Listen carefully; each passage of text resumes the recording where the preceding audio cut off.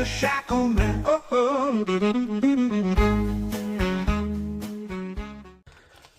Hi, Deadlock's here again, and today we've got Shackleman Challenge P8. So you've got to have your peerless handcuffs on.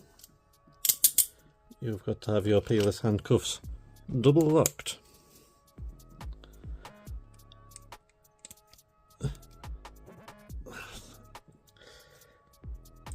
Spring on these is really good.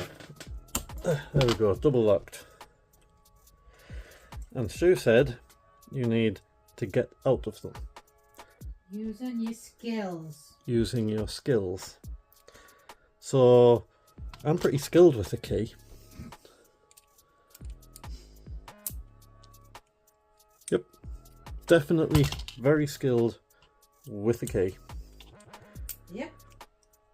And it's not against the rules, so I'm calling that P8 done. That's all from us. See you next time. Bye.